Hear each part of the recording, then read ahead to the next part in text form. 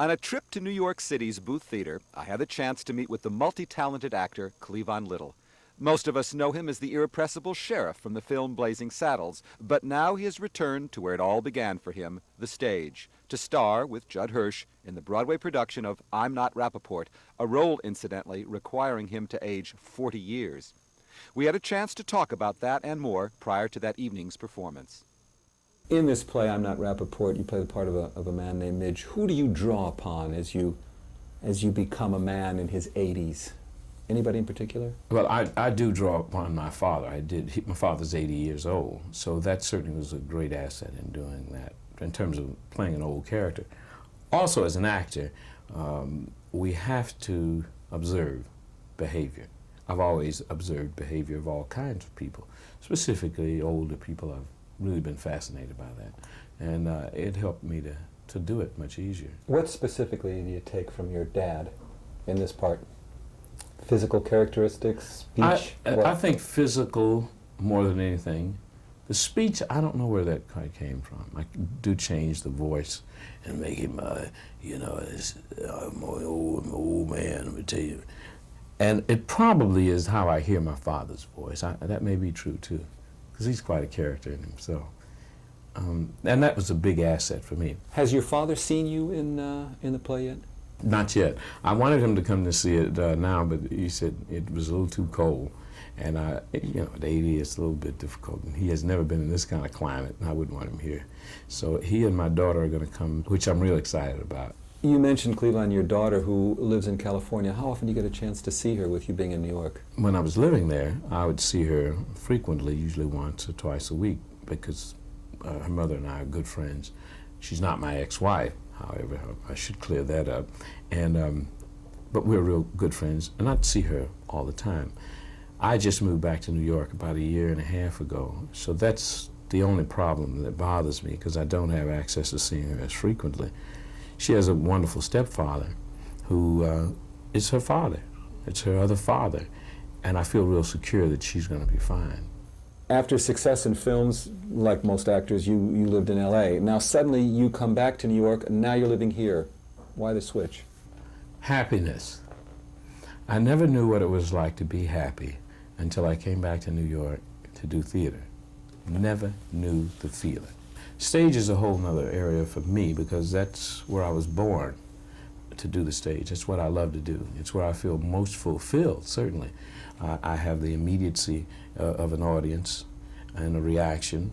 I have the period of time of creating that particular role with other actors and with the director, with the writer, to try to make it something that we think the audience would like. There's the challenge, sort of on a long-term basis, of wanting it to open, seeing if it works, working and doing some things. That's exciting to me. That's really, film, you do a film, you finish it, and you're gone. Theater, you have a community, you have a life, you have another home. Around, say, 4 or 5 o'clock, in real answer of your question, I know I've got to get ready to go. I know I've got to eat a certain amount of food to have some energy. I get here, and I kibitz with the rest of the cast. And we have a great time backstage. I mean, we have a great time. And we do the work. It's not the same every night. This play, you cannot duplicate every performance. Judd Hirsch is a wonderful actor. He brings in a lot of other things. I bring it in, and we sort of celebrate every night a performance. Some nights I'll come off and Judd will say, "You were really terrific." Sometimes I tell him he was. He may have brought in another dimension to that character, and that's what makes that experience good. Talk a little bit, if you would please, Cleavon, about doing Blazing Saddles. It's a role so many of us know you for. Was that a successful experience working with Brooks? A challenge? What?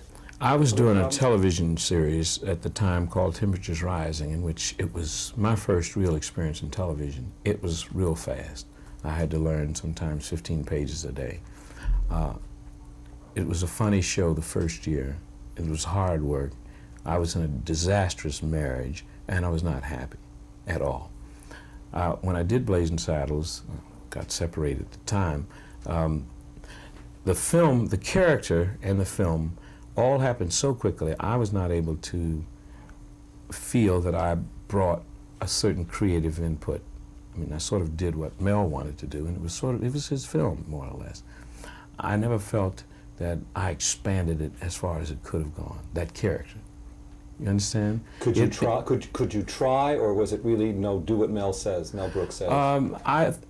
I don't think I was mature enough to know how to do that in terms of film, because remember the television series didn't allow me that. It was a character. It was Pat, and you just did it. You just did the words. So I think some aspects of that character was, in a sense, in Blazing Saddles' character. However, Mel Brooks didn't harness him and keep him intact because he was the straight man of the piece, and so I think for that reason, it wasn't fulfilling for me. Not that anyone stopped me from having that experience.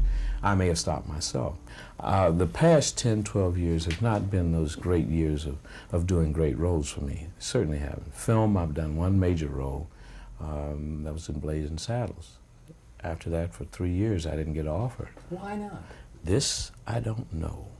This, we can conjecture on a lot of things. I have no idea. I mean, I have some ideas, and it's the cliche thing in terms of being black. I don't like to rely on that as being a reason for my not working. Because once I do that, I should give it up. I should get out of it. It's too defeatist of an attitude. There's obviously an inevitable question. I'm sure you've heard it before. Are black men and black women getting the roles that they should get in the theater, on television? Are we making progress? I don't know. I feel that we have a real major problem in the industry, totally. I think that Hill Street Blues is a perfect example of what should be happening. It's a wonderful show because it is integrated. It is indicative of our whole society. We're not doing that with material today. We're either making it all white, occasionally all black. They have Color Purple out now. They had Cotton Club. That's fine. We need that too.